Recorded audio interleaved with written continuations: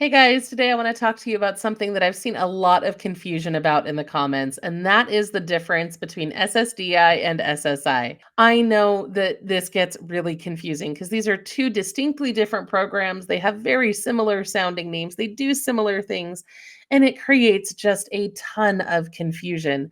I know a lot of people apply for disability and don't really know what they're applying for or what they end up getting.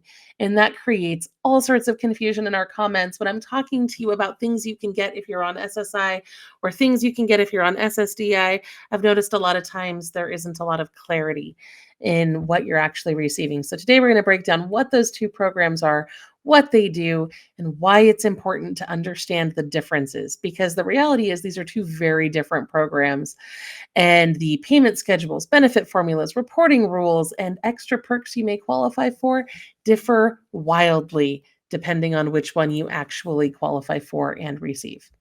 So, SSDI stands for Social Security Disability Insurance. And that word insurance really matters here because you paid into this through your taxes when you worked at a covered job. Now, if you've worked long enough and then you became disabled, SSDI will replace a portion of your lost income. This program is based on things like work credits and earnings, not on your current financial need. The amount that you receive will be based on your work credits and earnings. It's actually equivalent to what you would receive at retirement age based on your work credits and earnings. So that's important to remember. Now, you may qualify for SSDI if you have recent work history. Typically, you have to have worked in 5 out of the last 10 years. You must meet Social Security's strict disability definition, meaning that you cannot perform substantial work because of whatever disability that you have. Now, SSDI does not care how much you have in savings or whether your spouse is working or anything like that. It's just about your condition and your work record and your earnings. And like I said, those benefit amounts are going to vary based on what you've earned during your career. Now, if you think you may qualify for SSDI, but you're just not sure, or maybe you're intimidated because maybe you've heard that somewhere between 60 and 70% of all SSDI claims are denied the first time, then you may be interested in working with our sponsor, Injury Claims. They work with attorneys who can help you win your SSDI case, and you don't have to pay them anything unless you win. And honestly, that's a pretty sweet deal, right? Because it means they're very motivated to make sure that you get those benefits that you deserve. You can visit them at the link that you see there in the yellow. And now let's talk about SSI because that is a very different animal. SSI is a safety net for people who have little to no income. SSI stands for Supplemental Security Income, and it's funded by general tax dollars, not your payroll taxes. You don't need any kind of work history to qualify. It's meant for people who are disabled, blind, or age 65 or older who have very limited income or assets. This is a needs based program, not an insurance benefit. So you may qualify for SSI if you have a low income. Your countable resources must be under $2,000 for individuals or $3,000 for couples. Now, there's a whole lot of rules about what counts as a resource, and that's something we can go over in a different video if you're interested. But for now, just know that those are the limits, and you must meet the same medical disability criteria as SSDI if you're applying for disability reasons. This is usually why when you apply for SSDI, they also apply you for SSI just in case. Now, the difference here is that SSI will absolutely consider your living arrangements, your income, any assistance you receive from others, and so on, because it is income based. Now, we covered a little bit ago about how people who receive SSI may be seeing a reduction because of the changes to some of the in kind support and maintenance rules. The Social Security Administration considers things like living with someone as a type of income because it's not strictly income, but it is helping to cover your living costs.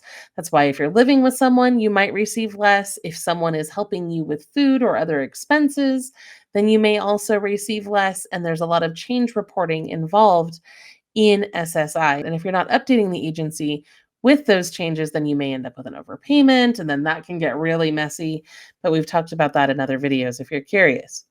Now, SSI is kind of a flat rate benefit. There's a maximum you can receive, and if you have any income or in-kind support and maintenance, then it'll be reduced from that flat rate. It can vary by state. Some states do have supplements that will add to the SSI amounts, and you often receive automatic Medicaid if you're SSI eligible as well. Now, you can get both. It is possible to get both. If your SSDI payment is very low, then SSI can kind of top it up to meet the SSI limit. This is called concurrent benefits. And Social Security will check for this automatically when you apply. It is rare to get both, but it can be a big help for people who are very low income. You just need to remember that those SSI reporting rules will apply to you because you'll be getting SSI if you get both. Now, this is why it's important to know the difference, right? Payment dates vary. SSI is typically paid on the first of the month. SSDI usually pays mid month based on your birthday. If you get both, then you'll get SSI on the first and SSDI on the third. It's super funny to me because I get all of this information straight from the Social Security Administration, but we always have people going around and around with us in the comments saying that that isn't quite true. I haven't yet figured out why, but if you have any clarification on that and you want to let me know, that would be great. I think some of it comes down to people not being quite sure what program they're on. But again, I'm not 100% sure on why that confusion happens. Now, health coverage is another big difference. SSI comes with Medicaid right away. SSDI can offer Medicare after a 24-month wait, which seems really unfair to me, but that's how the system is set up. Now, reporting rules, like I said, are also different. If you're getting SSI, you have to update often if you get income, gifts, or if you have living changes. Those usually have to be reported within 10 days. SSDI generally requires far less reporting because it's not income based, but it does include things like continuing disability reviews. Now, figuring out which one you have should be fairly straightforward. If you worked and paid Social Security taxes for at least 10 years, SSDI may be what you're getting. If you didn't, you're probably getting SSI. If you want to verify and be absolutely certain which program you're on, you can log into your online My Social Security portal and check for your benefit verification letter. Currently, at the time of this video, the government is shut down. The administration isn't offering those benefit letters in person, but they are still accessible online if you need them. Now, if you do get SSI, you definitely want to go check out our other video on the other freebies and deals you may qualify for, because you can get discounts on your phone, your internet, all sorts of bills. You can get free admission to different places. There's all sorts of perks that happen when you get SSI, because then you're able to prove that you meet the income requirements for all sorts of different programs. And of course, if you're receiving Medicare, make sure that you give our sponsor chapter a call at the number that you see there on screen. They are amazing at looking over all of your options and helping you get the very best coverage for you. So make sure that you reach out to them right away, because they're saving people an average of over $1,000, and the phone calls usually only take about 20 minutes. So go check out that number, and then don't forget to go check out our other video on those SSI perks that you may be missing out on. I'll see you there.